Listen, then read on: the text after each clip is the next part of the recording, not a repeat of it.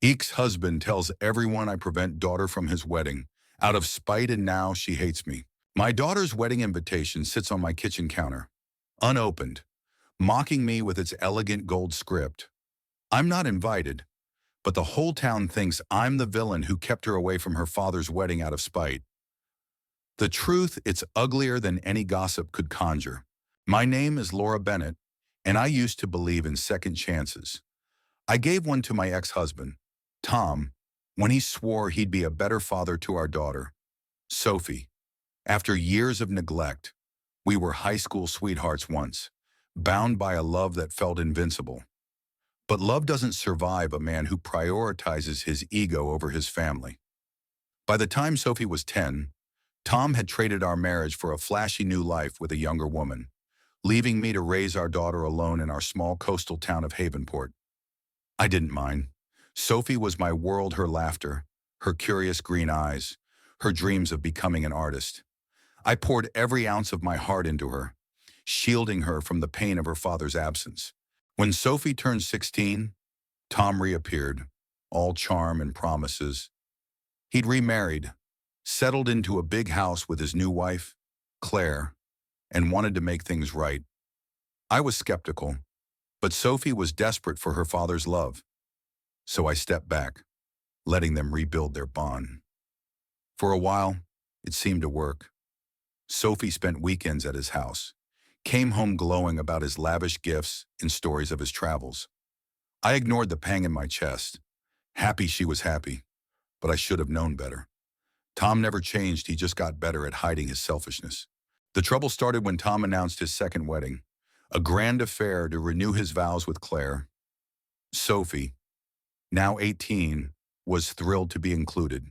She'd been chosen as a bridesmaid, a role she took seriously, sketching dress designs and planning her speech. I was proud of her excitement, even if it meant swallowing my own hurt. Tom and I barely spoke, but I made sure Sophie had everything she needed: new shoes, a necklace to match her dress, and my unwavering support. The wedding was set for a sunny June weekend, and Sophie was counting down the days. That 2 weeks before the event, Tom called me late at night, his voice slurred with whiskey. "Laura, you're not going to ruin this for me." He spat. I was confused. Ruin what? He rambled on, accusing me of turning Sophie against him, of being jealous of his new life. I hung up, chalking it up to his drinking. But the next day, Sophie came home in tears, her face pale with betrayal. "Why didn't you tell me you didn't want me at Dad's wedding?" she demanded. My heart stopped. "What are you talking about?" I asked. But she was already storming to her room, slamming the door. That's when I learned the truth. Tom had told Sophie I'd called him, demanding she not attend the wedding because I couldn't handle him moving on. He'd spun a lie so vicious it turned my daughter against me. I tried to explain, to show her the call logs proving I hadn't spoken to him beyond that drunken rant. But Sophie wouldn't listen. "You've always hated him," she screamed. "You're just trying to control me."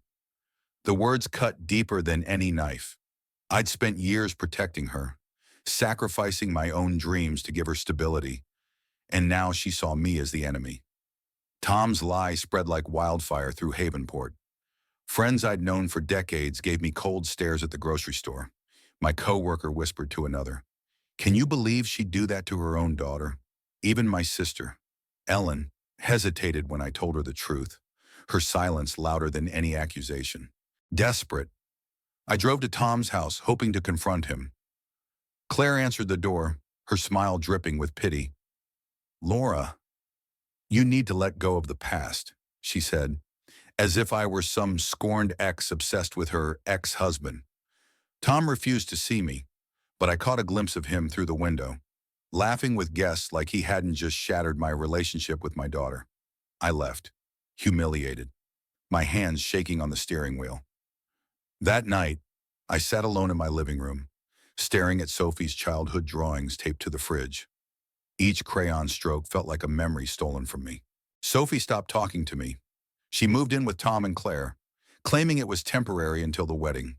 Days turned into weeks, and my calls went unanswered. I sent texts, letters, even emails, begging her to hear me out. Nothing. The wedding came and went. A spectacle splashed across social media with Sophie beaming in her bridesmaid dress. I wasn't there, but not by choice. Tom had painted me as the spiteful ex, and Sophie believed him. The town believed him. I was alone, my reputation in tatters, my daughter lost to me. But giving up wasn't in me. I remembered the nights I'd held Sophie through nightmares, the mornings we'd painted together on the beach, the promises I'd made to always fight for her. I couldn't let Tom's lie define us. So I started small, leaving voicemails with stories from her childhood, how she'd once tried to sell her drawings to the neighbors for ice cream money, how she'd cried when we released a healed baby bird into the wild.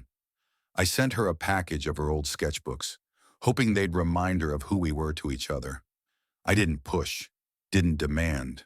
I just loved her, quietly, persistently. One rainy evening, 3 months after the wedding, Sophie showed up at my door. Her mascara was streaked, her hair dripping wet. I found Dad's phone. She whispered. He lied. About everything. She'd seen his call history, the lack of any record of me demanding she skip the wedding. She'd confronted him, and he'd deflected, blaming her for digging up drama. Claire had backed him up, dismissing Sophie's questions. That's when Sophie realized the truth: her father's love was conditional, a performance for his new life. Mine was not. We sat on the couch, the silence between us heavy but not empty. "I'm so sorry, Mom," she said, her voice breaking. I held her, tears burning my eyes, and told her I'd never stop believing in her. We talked for hours in unraveling the lies, the hurt, the years of Tom's neglect she'd tried to ignore. It wasn't a fairy tale ending. Trust takes time to rebuild, and Sophie still carried guilt for believing him over me. But we were together, and that was enough. Havenport's gossip faded, replaced by new scandals. Tom's perfect life showed cracks, rumors of arguments with Claire, unpaid bills piling up. I didn't care. My focus was Sophie, who started painting again, her canvases brighter, bolder. We began a ritual of Sunday walks on the beach, collecting shells and talking about her dreams. I learned to forgive myself for not seeing Tom's lie sooner, for not protecting her better. And Sophie learned that love isn't loud promises or lavish gifts. It's the quiet, steady presence of someone who stays, no matter what. Looking back, I wonder where I went wrong. Was I too trusting, letting Tom back into our lives? Should I have fought harder when the lies started? Or was this just the painful path to something stronger?